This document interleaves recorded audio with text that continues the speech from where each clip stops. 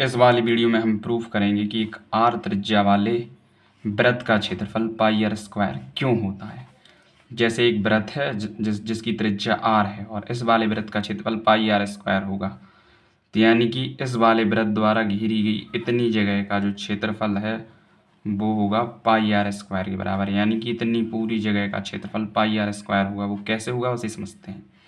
जैसे इस वाले वृत्त को हम ऐसा समझ सकते हैं कि ये वाला वृत्त अनंत छोटे छोटे वृत्तों अनंत वृत्तों से मिलकर बना है। जैसे सबसे बाहर वाला वृत्त, ये वाला वृत्त सबसे बाहर वाला वृत्त, उसके अंदर वाला वृत्त, फिर और अंदर वाला वृत्त, ऐसे और अंदर वाला वृत्त, सबसे लास्ट वाला जो वृत्त है वृत्त के केंद्र पर होगा सबसे छोटा वृत्त, उससे और बड़ा वृत्त, फिर और बड़ा वृत्त और बड़ा वृत्त, ऐसे ही हर एक जगह पर ऐसे अनंत वृत्त होंगे। तो यानी कि जो ये आर त्रिज्या का जो वृत्त है उसका क्षेत्रफल इस वृत्त के क्षेत्रफल के बराबर भी होगा। अब इस वृत्त को हम कुछ ऐसा कन्वर्ट कर सकते हैं, जैसे मान लीजिए सबसे बाहर वाली वृत्त की परिधि अगर इसको खोल दें और इसको बिछा दें तो ऐसा त्रिभुज की तरह बिछाया जाएगा। ये वाली जो वृत्त की बाह्यतम परिधि है उसको हम ऐसा बिछा सकते हैं। फिर उसके अंदर वाली परिधि को और बिछाएं तो ऐसा बिछाएंगे।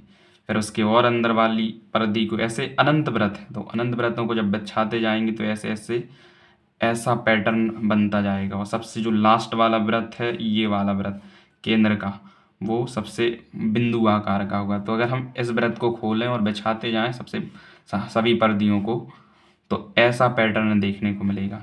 तो यानी कि इस वाली आकृति को इस त्रिभुजाकार आकृति में कन्वर्ट कर सकते हैं।